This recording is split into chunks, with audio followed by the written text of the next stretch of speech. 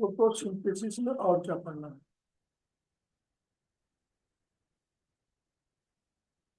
Photosynthesis में दो तरह के प्लांट होते हैं। एक C3 प्लांट होते हैं, एक C4 प्लांट। इस C3 प्लांट और C4 प्लांट में बेसिक डिफरेंस क्या है, पहले तो ये जान जाए।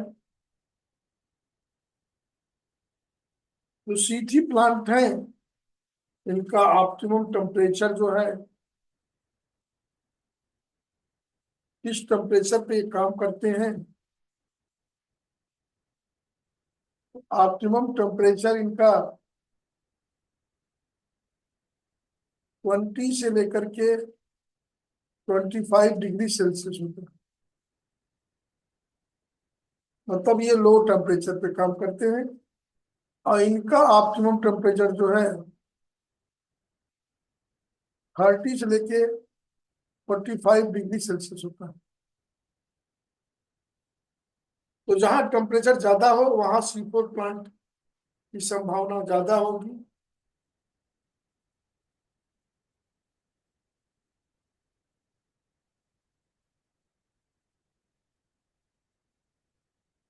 फोटोसिंथेसिस स्टॉप हो जाती है जब स्टोमेटा बंद हो जाती है।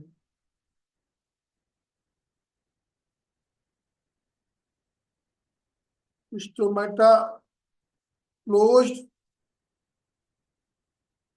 तो नो फोटोसिंथेसिस।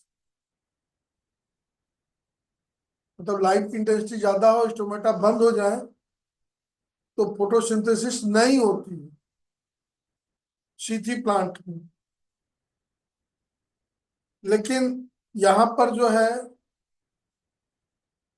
स्टोमेटा क्लोज्ड है,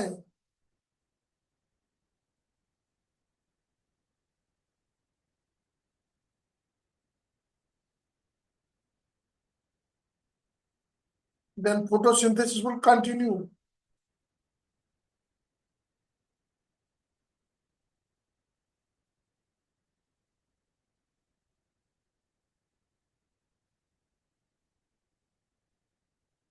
फोटोसिंथेसिस कंटिन्यू रहेगी, सबसे बड़ी बात यह है।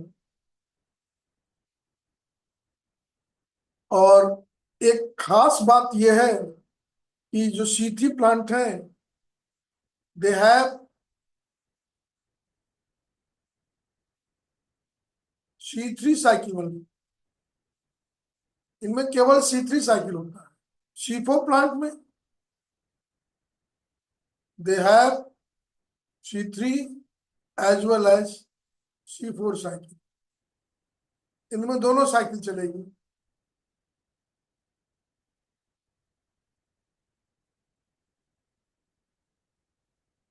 ये जो है ऑल टाइप ऑफ क्लाइमेट में,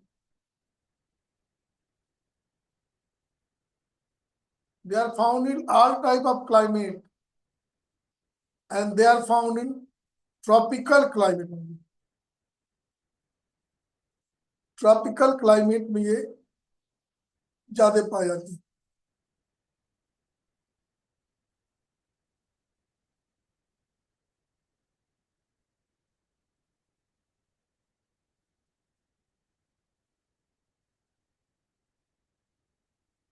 चौथा पॉइंट हो गया। पांचवा पॉइंट,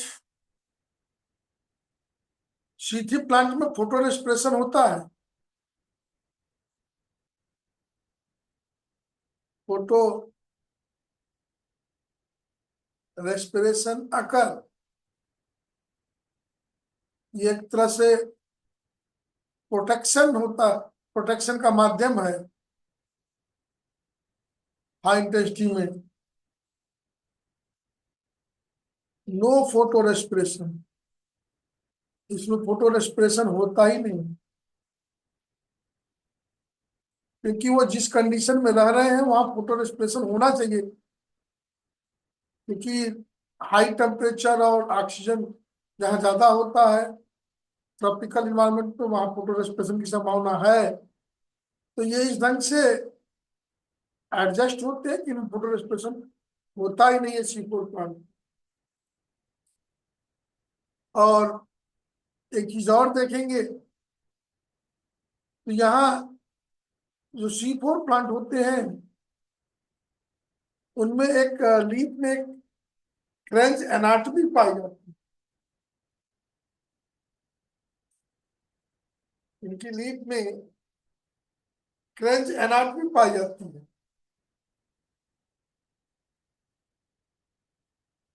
क्रेंच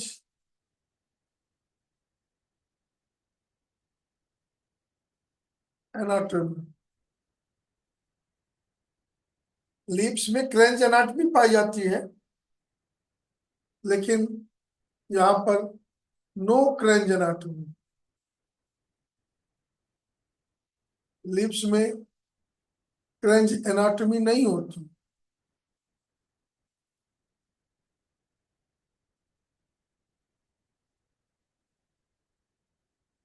इसमें मीसोफिल जो है क्रेंच एनाटॉमी नहीं होती, तो मीसोफिल डिफरेंशिएटेड होते हैं।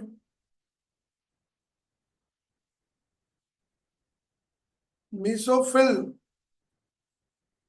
डिफरेंशिएटेड,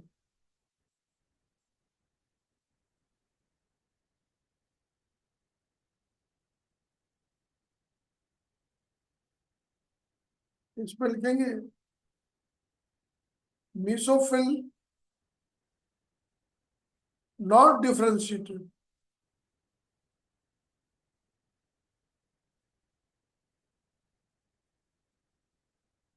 मीसोफिल डिफरेंशिएटेड नहीं होते हैं। इसमें एक प्रकार का क्लोरोप्लास्ट पाया जाता है,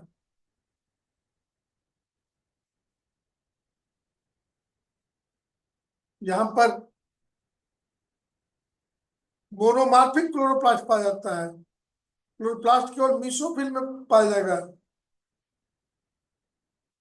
chloroplast present in mesophyll only.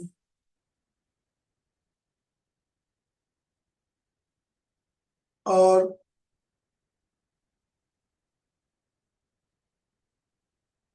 यहाँ पर टू टाइप्स ऑफ क्लोरोप्लास्ट,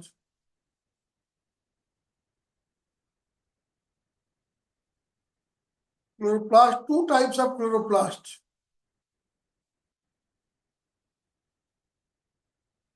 उसको हम बोलते हैं dimorphic chloroplast.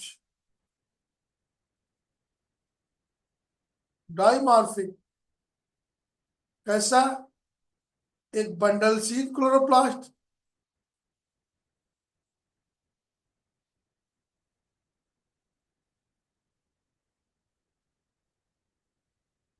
Bundle sheath chloroplast, और दूसरा मीसोफिल क्लोरोप्लास्ट।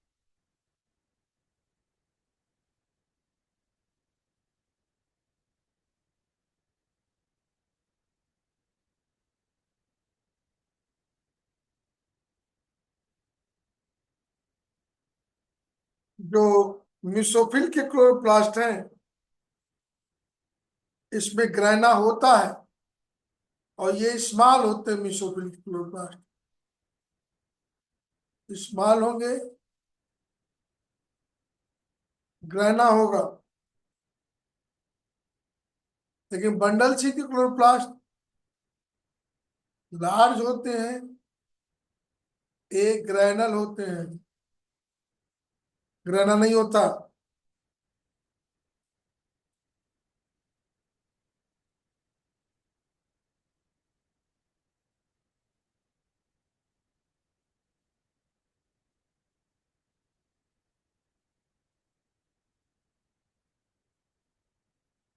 बहुत अंतर है। अगर हम लीफ को देखें, इस शीथी प्लांट के लीफ को, तो यहाँ पर पहले सेट टिश्यू होगा, बड़ा बड़ा, लंबा लंबा। और भीतर जो है स्पॉन्जी टिश्यू होगा। तो यहाँ जो है, और स्टोमेटा केवल लोअर सरफेस पे पाया जाएगा।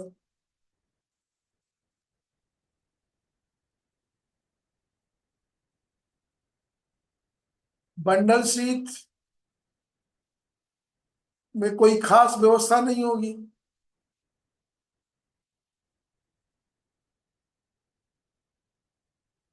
ये अपर एपिडर्मिस है।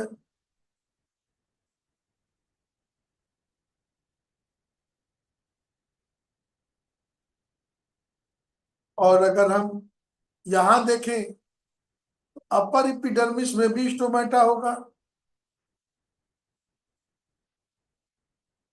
और लोअर एपिडर्मिस में भी स्टोमेटा होगा।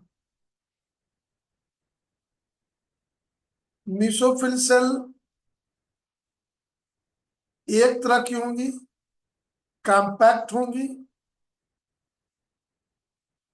इंटरसेलुलर स्पेसेस कम होंगे। ये बंडल शीथ है। इस बंडल शीथ में भी क्लोरोप्लास्ट पाए जाएंगे। ये क्लोरोप्लास्ट बड़े बड़े होते हैं।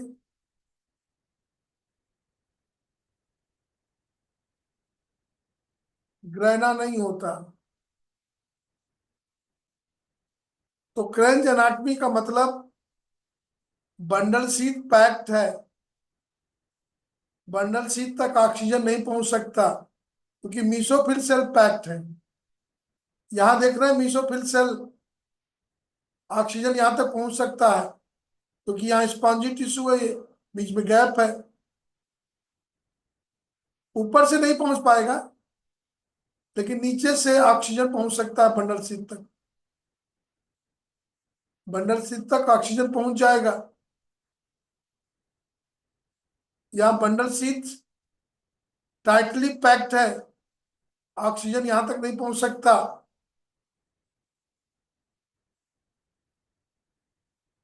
और क्यों इसमें फोटो रेस्पिरेशन नहीं होता, तो ये जानिएगा। यहां पर जो क्लोरोप्लास्ट पाया जा रहा है वहां आरयूबीपी है, और आरयूबीपी ऑक्सीजन से जुड़ सकता है, तो फोटो रेस्पिरेशन हो सकता है। यहां बंडल शीथ में यहां पर आरयूबीपी है भीतर, और बीसोफिल सेल में जो है पीईपी है, फास्फोइनोल पायरुवेट है। ये ऑक्सीजन से बाइंड नहीं करता, does not bind with oxygen, तो फोटो रेस्पिरेशन नहीं हो पाता। तो मीसोफिल की सेल जो एक्सपोज्ड है वो ऑक्सीजन अवेलेबल है, लेकिन यहां पर आरयूबीपी नहीं है, पीपी है। आरयूबीपी की जगह पीपी है, इसलिए oxygen can not bind, photo respiration does not occur. RuBP bundle sheath में है, भीतर पाया जाता है। यहाँ O2 अवेलेबल नहीं है, O2 अवेलेबल नहीं है, O2 नॉट अवेलेबल। यहां पर CO2 मोर है। तो आरयूबीपी में CO2 मोर क्यों है? क्योंकि C4 साइकिल CO2 पंप करती है। इसमें दो साइकिल है, ये पीईपी वाली जो साइकिल है ये C4 साइकिल है, और ये बंडल शीथ में CO2 को पंप करता है। तो बंडल शीथ में CO2 मोर है। आरयूबीपी से CO2 जुड़ सकता है या O2, जो ज्यादा होगा वो जुड़ेगा। O2 ज्यादा नहीं है, CO2 ज्यादा है, इसलिए यहां फोटो रेस्पिरेशन नहीं होगा। तो C4 प्लांट में फोटो रेस्पिरेशन क्यों नहीं होता? क्योंकि बंडल शीथ में आरयूबीपी है लेकिन वहां CO2 मोर है, क्योंकि मैलिक एसिड यहां जाता है, CO2 रिलीज करता है। तो बंडल शीट में CO2 ज्यादा है, तो RUBP CO2 से जुड़ेगा, न कि O2 से। इसलिए यहां पर फोटो रेस्पिरेशन नहीं होगा। बाहर क्यों नहीं होगा? बाहर RUBP नहीं है, PEP है, जो ऑक्सीजन से जुड़ता ही नहीं है, इसलिए फोटो रेस्पिरेशन नहीं होगा।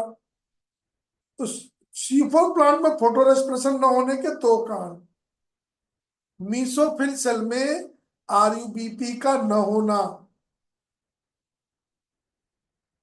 ऑक्सीजन मौजूद, अब बंडल शीट में ऑक्सीजन का कम होना, CO2 का ज्यादा होना। तो अब इसमें अगर एक पॉइंट जोड़े CO2 की एक्सेप्टर को लेकर के, तो C3 प्लांट में जो CO2 एक्सेप्टर है, CO2 एक्सेप्टर है, पहला CO2 एक्सेप्टर वो RUBP है, और यहां जो CO2 एक्सेप्टर है वो PEP है। बंडल शीट में फास्फोइनोल पायरुवेट है, ये CO2 को एक्सेप्ट करता है। तो ये भी एक अंतर हो गया C3 C4 प्लांट में।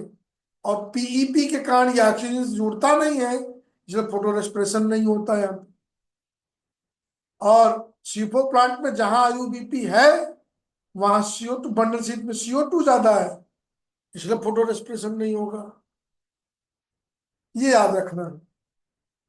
अच्छा, थोड़ा सा कायदे से समझा दे फोटो रेस्पिरेशन क्या होता है, ये भी एक चीज समझा दें आप, फोटो रेस्पिरेशन क्या है।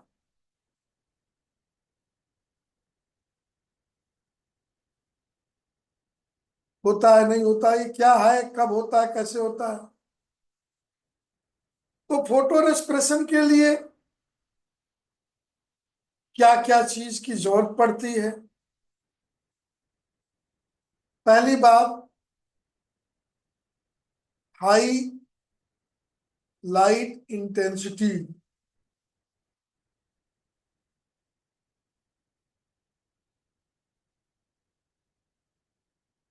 दूसरा बात, हाई O2 कॉन्सेंट्रेशन, O2 ज्यादा हो।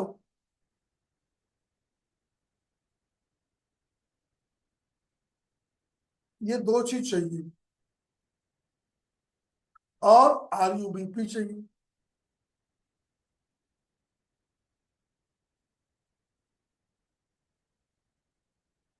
और RUBP चाहिए। अगर RUBP है तो रुबिस्को एंजाइम,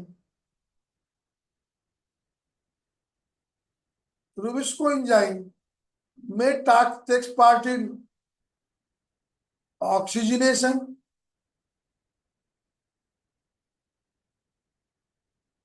में takes part in D carboxylation.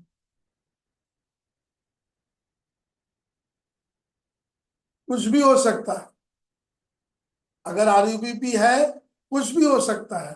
Oxygenation कब होगा? O2 मोर होगी, O2 मोर, तो फोटो रेस्पिरेशन चालू हो जाएगा। CO2 मोर, कार्बोक्सिलेशन चालू होगा। इतना ही बस केवल है। अब होता क्या है,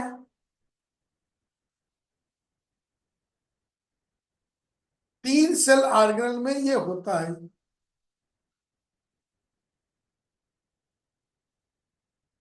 RUBP ऑक्सीजन के प्रेजेंस में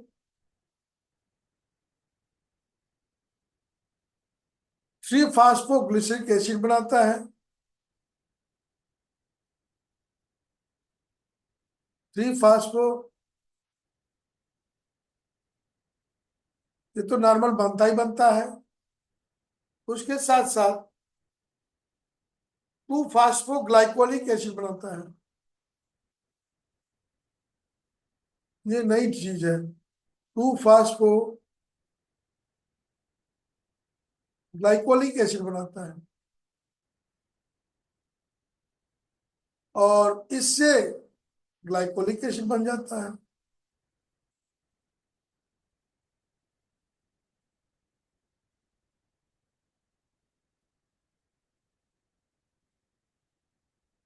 ये घटना हो रही है क्लोरोप्लास्ट में। ये थ्री फास्फोग्लिसरिक एसिड फिर आरयूबीपी बना सकता है।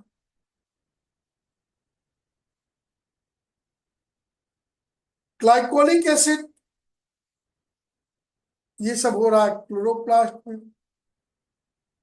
3 सेल ऑर्गेनल है। इसके बाद पराक्सीसोम है।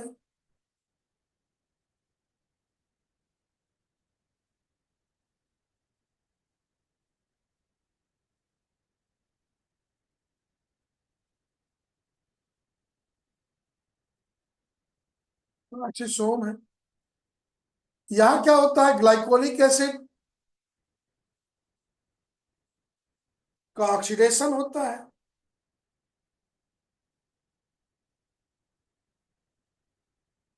और H2O2 बनता है, पेरोक्साइड बनता है, ग्लाइऑक्सिलिक एसिड बन जाती है।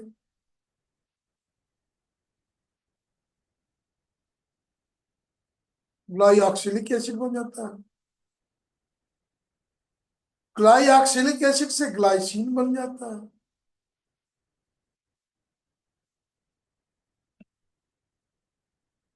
ग्लाइसिन अब ये माइटोकॉन्ड्रिया में प्रवेश करता है।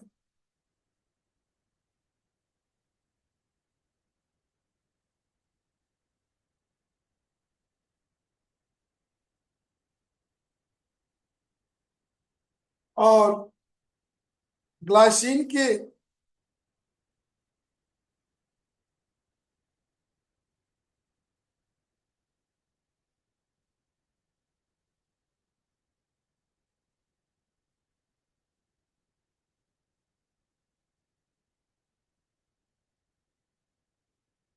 ग्लाइसिन के 2 मॉलिक्यूल जुड़ने से, और यहां से CO2 मुक्त होती है, डिकार्बोक्सिलेशन होगा, सेरीन बनेगी।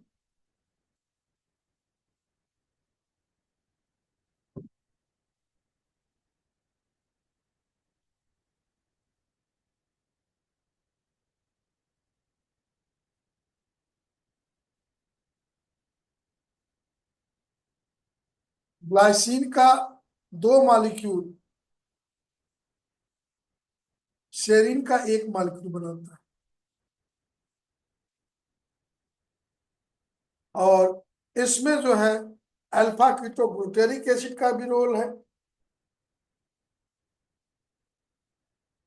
जो ग्लूटामिक एसिड बनाता है। फिलहाल सेरीन वापस चला जाता है, तो ये साइकिल भी पूरी होगी।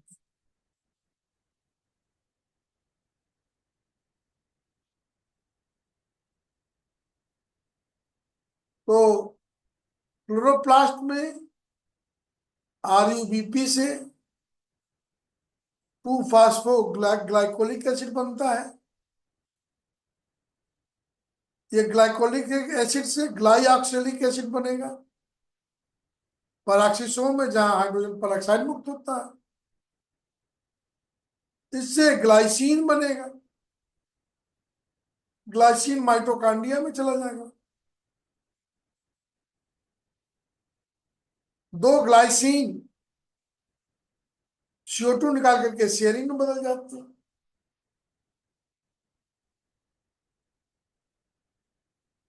इतना लगभग आप समझे। तो ये फोटो रेस्पिरेशन।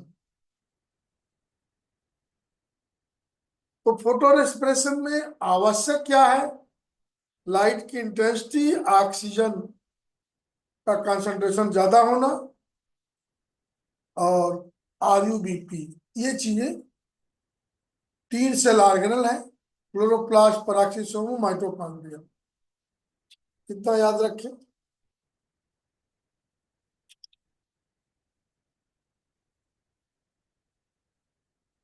Photo respiration.